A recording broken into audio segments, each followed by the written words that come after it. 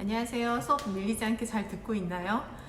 선생님이 수업 당겨서 들어도 된다고 해놓고 이번 주 영상이 조금 늦었습니다. 사실 감각기관에서는 선생님이 따로 뽑아서 부연 설명을 할 만한 부분이 그렇게 많지가 않아서 어떻게 시간을 채울까? 뭐 이런 거 고민을 하고 있었거든요.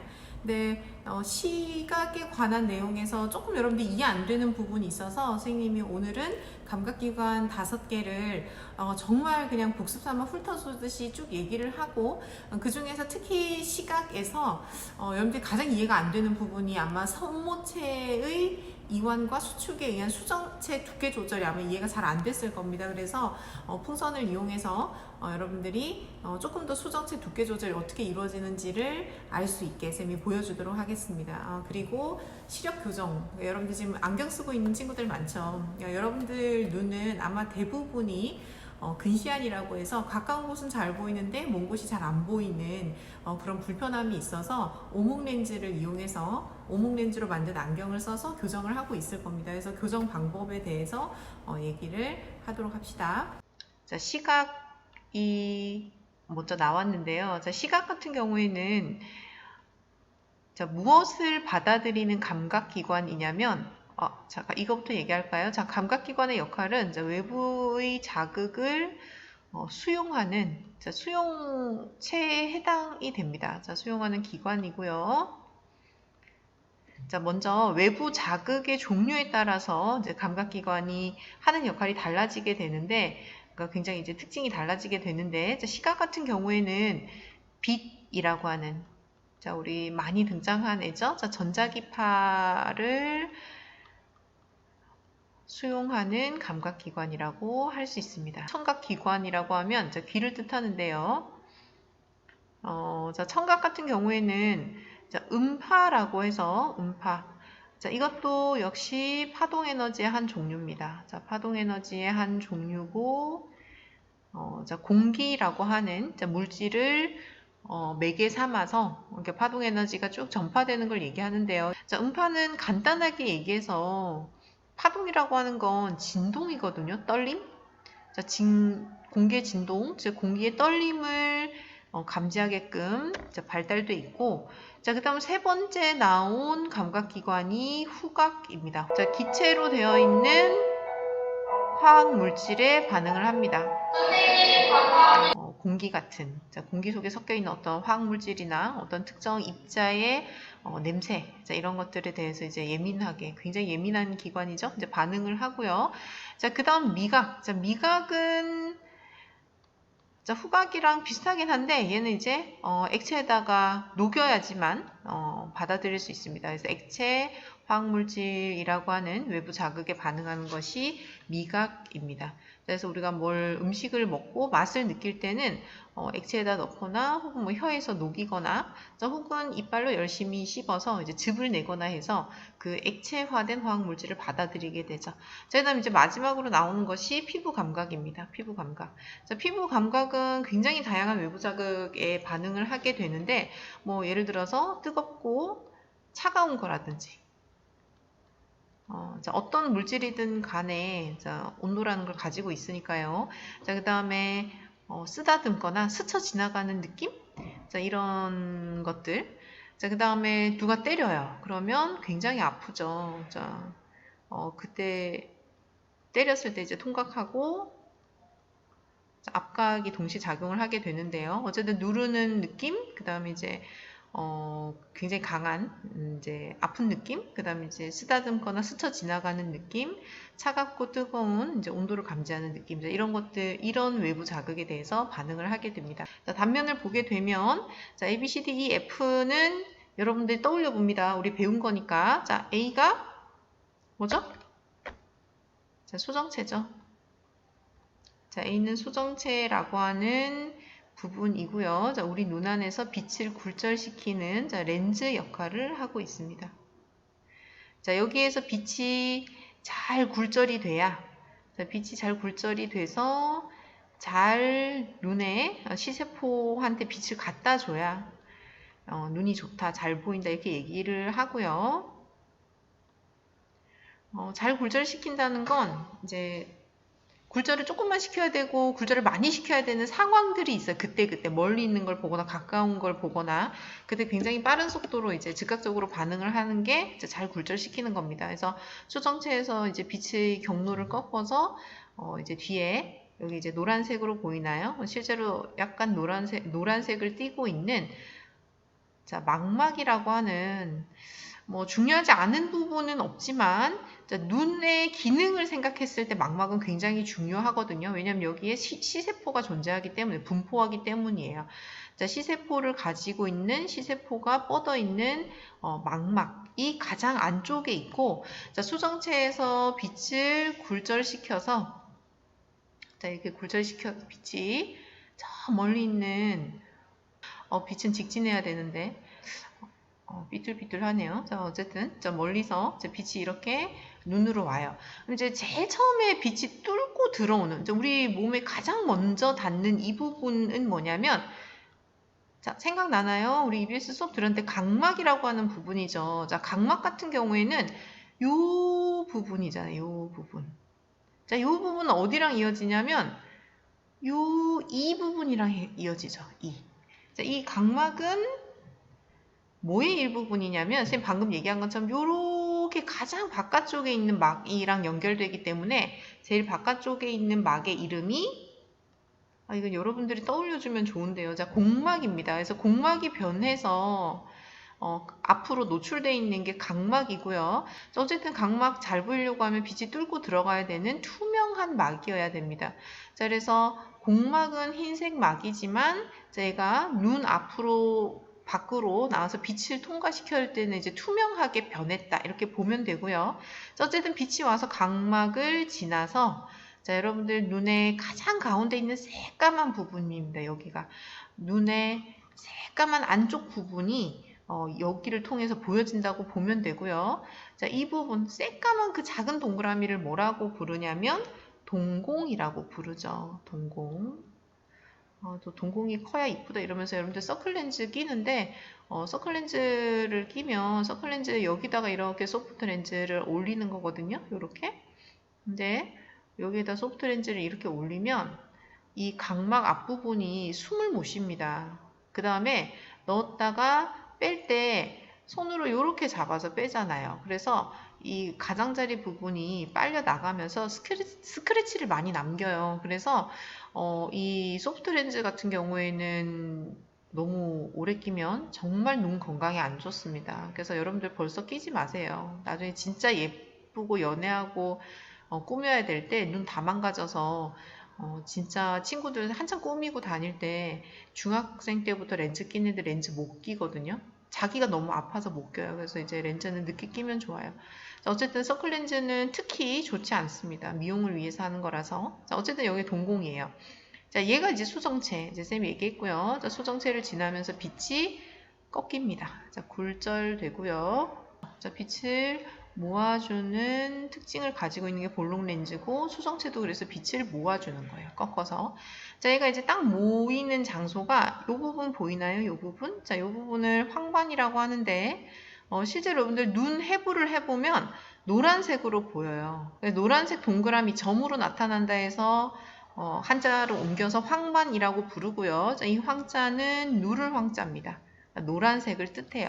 자, 황반에는 뭐가 특히 많냐면 시세포가 굉장히 많이 모여 있고요. 자, 노란 점으로 나타나고요. 그래서 여기에 빛이 모여서 자, 초점이 맺히면 잘 보이게 된다. 잘 보인다.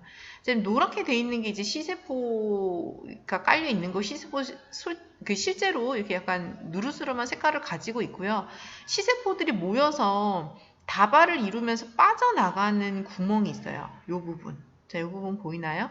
자, 이 부분 같은 경우에는 시세포들이 다발이 돼서 빠져나가면서 이제 시신경 다발이 되는 부분, 이제 눈에서 안구에서 빠져나가는 부분이라서 화장실 같은데 수채구멍 같은 이제 그런 부분이라고 보면 돼요. 자, 그러다 보니까 이곳에 만약에 이 빛이 비틀어져서 이 부분에 빛이 모이게 되면 이 사람은 앞을 못 보게 됩니다. 이 점도 이제 맹점이라고 부르고요. 이곳에 상이 맺히면 앞이 안 보인다 하는 거 알고 있습니다. 자, 이렇게 해서 빠져나와서 시신경이 돼서 자, 시신경 다발을 이루어서 자, 궁극적으로 얘는 어디 가서 정보 처리가 돼야 되냐면 대뇌에 가서 이제 정보 처리를 해주는 건 이곳이죠. 자, 모든 걸 관장하고 있죠. 자, A는 수정체, 쌤 이제 길게 얘기했고요. 자, B는 뭐냐면 홍채라는 부분이죠. 홍채. 자, 홍채는 하는 역할이 뭐냐? 홍채가 요렇게 길어지면, 밑에 있는 홍채도 요렇게 길어지면, 자, 요 사이에 뻥 뚫린 구멍에 해당된 동공이 줄어들고요. 자, 그 다음에 홍채가 요렇게 짧아져서 줄어들면 동공이 커지게 됩니다. 그래서 홍채는 하는 역할이 뭐냐면 동공의 크기를 조절을 하는데요. 자, 동공의 크기는 왜 조절을 해야 되냐면 여러분들이 너무 눈부신 무언가를 봤어요. 뭐 이제 형광등을 바로 직접적으로 받거나 아니면 이제 태양을 바라보거나 하면 빛이 너무 많이 다량으로 들어왔을 때 눈의 손상을 가지고 올 수 있거든요. 자, 그래서 그럴 때 셔터를 내리는 겁니다. 얘가 이제 홍채가 셔터 역할을 해요. 그래서 빛이 너무 많다. 자, 빛이 너무 많아서 이거 좀 조절해야 될 필요가 있다 하면 자, 빛이 너무 많이 들어올 때는 자, 홍채가 이렇게 늘어나야지. 자, 밑에 홍채도 이렇게 늘어나야지 구멍이 작아지는 거죠. 동공이. 자, 그래서 홍채가 이완되게 되고요. 이완직 늘어난다는 뜻이에요. 자, 그러면 동공이 작아지면서 자, 들어오는 빛을 줄일 수 있겠죠. 근데 눈이 너무 부시면 이렇게 눈을 개슴츠레하게 뜨면서 빛이 적게 들어오게 만드는 거하고 똑같아요. 블라인드를 내려버리는 거죠. 자, 그 다음에 빛이 너무 적어요. 빛이 너무 적어서 잘 안 보여, 어두워서. 자, 그러면 얼마 없는 빛이라도 최대한 많이 받아들여야 되니까 동공이 커져야 되겠죠? 자, 동공이 커지려고 하면, 자, 요 사이에 있는 요 공간이 커지려고 하면 홍채는 짧아져야 됩니다. 그래서 홍채는 수축해야 됩니다. 자, 그러면 동공이 커지면서 자, 그나마 있는 빛까지 빛이 적긴 하지만 그나마 있는 빛을 잘 받아들일 수 있다. 그래서 홍채는 뭐 하는 곳이다? 자, 빛의 양을 조절하는 곳이다. 자, 얘 이름이 뭐냐면 선모체입니다. 자, 선모체. 자, 선모체의 역할은 수정체 두께 조절을 해요.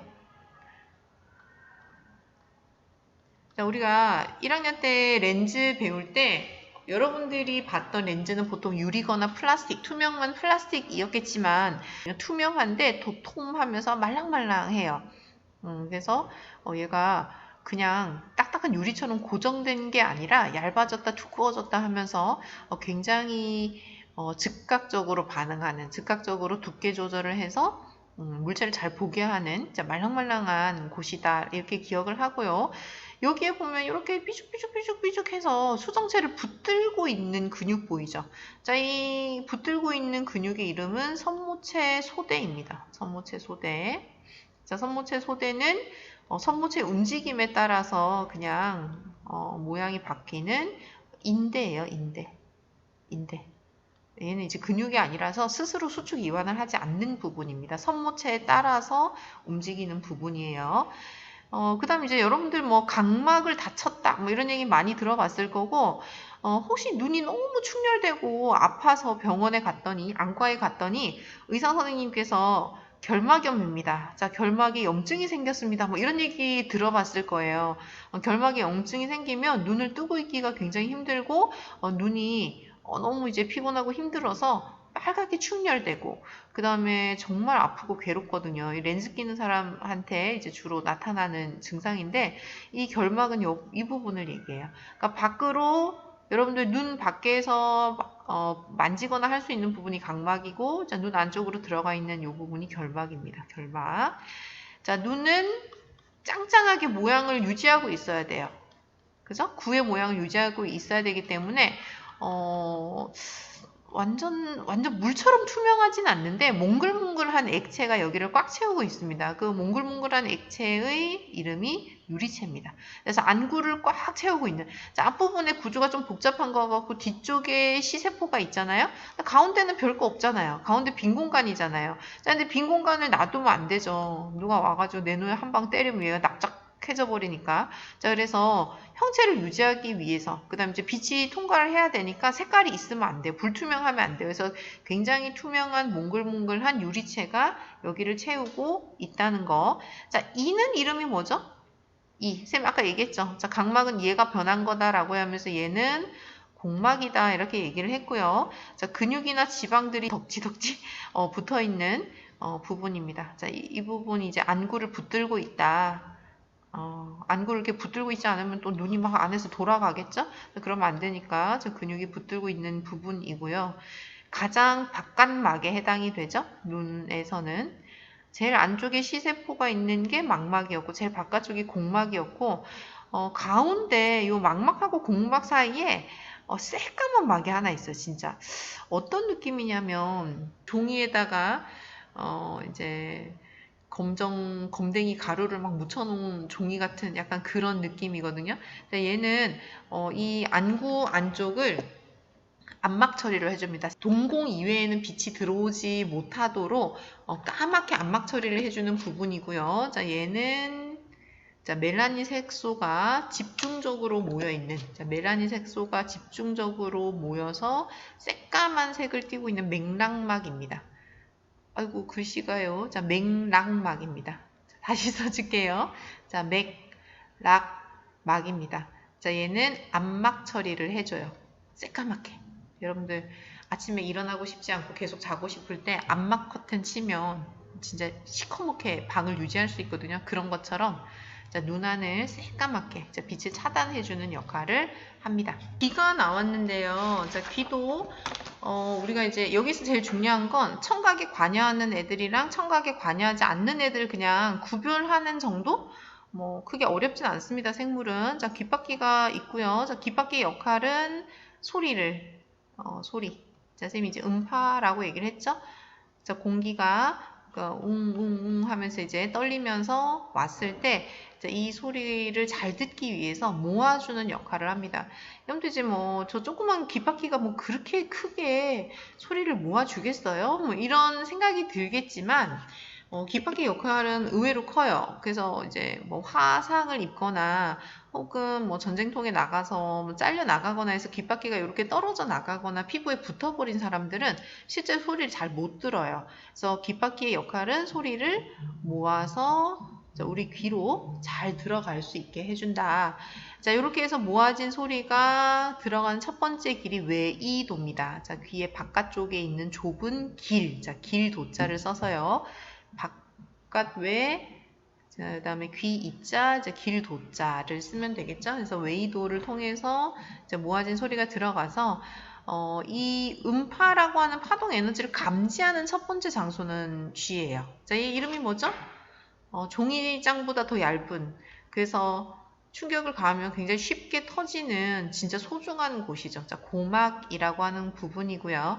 자, 고막에서 공기의 떨림, 그러니까 공기가 이렇게 떨려서 온 게 이 고막이라고 하는 막의 떨림으로 전환이 되고요. 자, 막이 떨려요. 근데 막에서 잡아낸 이 진동은 너무 미미해요. 그래서 이거를 좀 더 우리가 잘 받아들이기 위해서 증폭시켜주는 부분이 있습니다.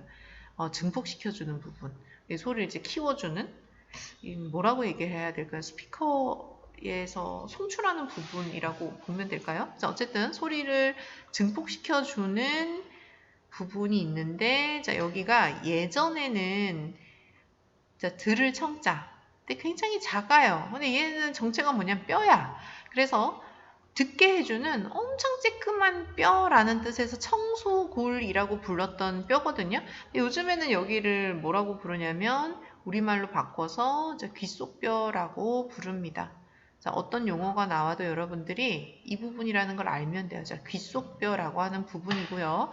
음파는 특징이 기체보다는 액체에서 훨씬 잘 전파가 되고 액체보다는 고체에서 훨씬 잘 전파가 돼요.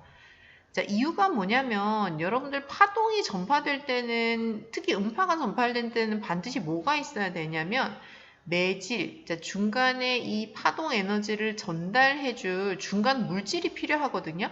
근데 이 중간 물질은 분자들이 빽빽하면 빽빽할수록 훨씬 효과적이에요. 그래서 우리가 세 가지 상태 중에서 고체가 가장 분자들이 밀집해 있는 상태이기 때문에 고체에서 파동이 훨씬 전달이 잘 된다. 여러분들 뭐 물에 들어가면 소리 안 들리지 않나요? 뭐 이렇게 생각하는 사람들이 있는데 물에 들어가면 소리 더 잘 들려요. 그래서 그 수중발레 하시는 분들이 소리를 물속에 틀어놓고 들으면서 하죠. 그래서 기체보다 액체에서 더 전파가 잘 되고 액체보다 고체에서 더 전파가 잘 돼요. 그래서 여기에 고체뼈가 있는 겁니다. 고체뼈. 그래서 이 귀속뼈가 지금 이렇게 맞닿아 있어요. 뼈가 하나, 둘, 이제 세 개가 맞닿아 있는데 얘네들이 전달하면서 이제 크게 진동하면서 소리를 더 잘 들을 수 있게 증폭시켜 주고요. 자, 다음 여기에서 증폭된 소리를 어디를 가냐면 자, B하고 C 건너뜁니다. 자, 어디로 바로 이어지게 되냐면 이 부분으로 가게 되고요.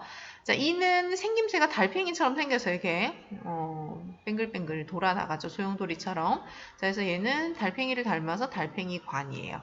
자, 달팽이관은 자, 이 귀의 기능을 생각했을 때는 굉장히 중요한 곳입니다. 왜냐하면 청세포가 있거든요. 청세포, 들을 청자예요. 그래서 들을 수 있는, 자, 들을 수 있게 정보 처리를 해주는 세포들이 있습니다. 그래서 여기서 소리를 감지해서 정보 처리를 한 다음에, 자, D라고 하는, 자, 이제 청신경을 타고, 자, 청신경 다발을 타고, 이제 대뇌로 가서 정보 처리가 되겠죠. 이런. 자, 밑에 F를 보게 되면요. 자, 요거, EBS 영상에서 잠깐 나왔는데, 귀 인두관이라고 하고요.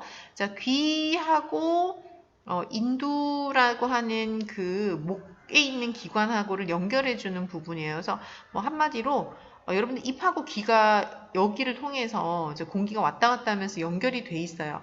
그래서 만약에 여러분들이 기압이 굉장히 낮은 그 비행기를 타고 상부를 올라가게 되면 여기에서 누르는 압력이 낮아지면 내부에서 밀어내는 힘이 커지면서 이제 고막이 밖으로 터질 것처럼 아프고 빵빵하게 부풀어오고 팽팽해져 있다 보니까 소리가 잘 안 들리고 그러니까 우웅거리는 그런 현상이 나타나거든요. 실제 귀가 약한 사람들은 비행기 타고 올라가면 너무 괴로워합니다. 이 증상이 안 없어져서. 어쨌든 이렇게 압력, 그러니까 내부와 외부의 압력차가 커서 굉장히 이제 상황이 심각할 때는 이제 뭘 활용을 해줘야 되냐면 귀 인도관을 통해서 공기를 이렇게 공기를 빼주거나 혹은 넣어주거나 이런 과정이 필요하죠. 그게 이제 침을 삼키거나 껌을 뭐 씹거나 이런 방법들입니다. 음료수를 꿀꺽꿀꺽 마시거나. 자, 그러면 F에서 공기가 왔다 갔다 하면서 내부 외부 압력이 비슷해지고 그 불편한 증상이 사라질 수 있어요. 자, 귀 인두관은 예전에는 뭐라고 불렀냐면 유스타키 호관이라고 불렀습니다. 호관. 자, 그냥 참고로만 알고 있고요. 자, 얘는 요즘 이제 그렇게 중요하게 다루진 않는 것 같아요. 압력 조절하는 곳이라고 할 수 있어요. 자, 그럼 선생님이 이렇게 하고 이제 BC를 딱 떼놨잖아요. 얘네들은 뭐냐면 균형 감각, 이제 평형 감각을 담당하는 곳이라고 할 수 있고요. 자, B 같은 경우는 B하고 C만 선생님이 따로 떼서 보여줄게요. 자, 이게 이제 앞에서 B라고 나온 부분이고 여기가 이제 C라고 나온 부분인데, 자, 이 고리, 얘네들은 고리는 고리인데 절반만 있는 고리다 해서 반고리관이라고 하거든요. 자, 근데 반고리관을 보게 되면 무엇을 닮았냐면, 자, 보세요. X축, Y축, 자, 요 하나의 관은 Z축. 자, 이렇게 세 개의 축 위치에 반고리관이 이렇게 굉장히 입체적으로 위치를 하고 있습니다. 여기 이제 X축, Y축, 여기 이제 Z축이죠. 이제 무슨 얘기냐면 3차원 공간? 자, 3차원 공간을 굉장히 잘 인지할 수 있게끔 위치하고 있다는 얘기예요. 그래서 얘는 담당하는 역할이 뭐냐면 자, 회전 감각을 담당합니다. 감각들을 이 반고리관이 다 잡아내는 거죠. 아, 얘가 지금 돌고 있구나. 너 돌고 있는데 지금 어지러우니까 멈춰라. 뭐 이런 것들 이제 정보 처리를 해주겠죠. 자, 지금 A라고 되어 있는 여기가 뭐냐면 전정기관입니다. 자, 전정기관은 내가 잘 서 있는지, 뭐 그런 것들. 자, 균형 감각하고, 위치 감각을 담당을 하고 있어요. 위치 감각. 자, 여기는 약간 젤 같은 게 들어있습니다. 젤리처럼. 그래서 여러분들이 걸어가거나 아니면 넘어지는데 땅 쪽으로 여러분들 머리가 막 기울고 있거나 그다음 뭐 바이킹을 타서 뭐 올라갔다 내려갔다 막 이런 일이 벌어지면 여러분들 귀 안에 있는 정전기관에 있는 뭐 이석이라고 하는 부분도 있고 막 한데 어쨌든 이 부분에 있는 젤처럼 출렁거리는 애들이 막 흔들려요. 그래서 너 지금 넘어지고 있잖아. 너 지금 몸이 뭐 왼쪽으로 기울었잖아. 너 이런 것들을 이제 정보 처리를 해서 우리가 잘 서 있을 수 있게 넘어지지 않고 잘 꼿꼿하게 서 있을 수 있게 쓰러지지 않게 이렇게 이제 균형을 잡아준다는 거죠. 오늘 수업은 여기까지입니다. 자, 수업 듣느라 수고했고요. 이번 주 수업도 밀리지 않게 잘 마무리를 해서 다음 주 월요일에 쌤한테 불려오는 일 없도록 복도로 불려 나오는 일 없도록 거기다가 남아서 급기야하고 가는 일이 없도록 잘 완강하기 바랍니다. 고생 많았어요. 전 좋은 하루 보내세요.